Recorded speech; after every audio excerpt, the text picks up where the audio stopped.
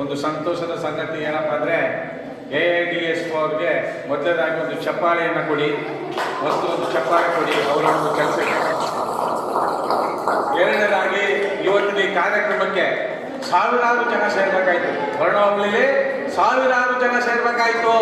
ಇದು ದೊಡ್ಡ ದುರಂತದ ಸಂಗತಿ. ಇದು ಇವತ್ತೇನು AIDS ಅವರು ಎಲ್ಲ ಯುವಕರಿಗೆ ಎಲ್ಲ ಗ್ರಾಮಗಳಿಗೆ ಭೇಟಿ ಕೊಟ್ಟು ಶಿಕ್ಷಣ ಯಾವ ರೀತಿ ಬಡ ಮಕ್ಕಳಿಗೆ ಹಳ್ಳಿ ಗ್ರಾಮೀಣ ಪ್ರದೇಶಗಳಿಗೆ ಯಾವ ರೀತಿ ದಕ್ಕಬೇಕು ಅನ್ನೋ ಒಂದು ದಿಕ್ಕಲ್ಲಿ ಒಂದು ಹೋರಾಟವನ್ನು ಮಾಡುವುದರ ಮೂಲಕ ಜನಗಳಿಗೆ ಅರಿವು ಮೂಡಿಸ್ತಾ ಇದ್ದಾರೆ. ಇವತ್ತು ನಾವು ನಿಂತ್ಕೊಂಡು ಮಾತಾಡ್ತಿರೋದೇ ದೊಡ್ಡ ದುರಂತ. ಇವತ್ತು ನಮ್ಮ ಭಾರತ ದೇಶದಲ್ಲಿ ಯಾವುದೇ ಒಂದು ರಾಜ್ಯಕ್ಕೆ ಹೋಗಿ ಅವರವರ ಭಾಷೆಗೆ ಯಾರು ಹೋರಾಟ ಮಾಡ್ತಾ ಇಲ್ಲ, ಒಂದೊಂದು ಅವರವರ ಶಿಕ್ಷಣಕ್ಕೆ ಯಾರು ಹೋರಾಟ ಮಾಡ್ತಾ ಇಲ್ಲ, ಅವರ ಭಾಷೆಗೆ ಯಾರು ಹೋರಾಟ ಮಾಡ್ತಾ ಇಲ್ಲ. ನಾವು ಪಡೆದಿರ್ತಕ್ಕಂಥ 224 ಜನ ಅವಿವೇಕಿ ಶಾಸಕರನ್ನ ಪಡೆದು, ಅವಿವೇಕಿ ಮುಖ್ಯಮಂತ್ರಿಗಳನ್ನ ಪಡೆದು, ಬೇಜವಾಬ್ದಾರಿ ಅಧಿಕಾರಿಗಳ ಪಡೆದು ಇವತ್ತು ನಾವು ಹೋರಾಟ ಮಾಡುವಂಥ ಪರಿಸ್ಥಿತಿ ನಮ್ಮ ಕನ್ನಡಿಗರಿಗೆ ಬಂದು ದೊರಕಿರೋದು ದೊಡ್ಡ ದುರಂತದ ಸಂಗತಿ.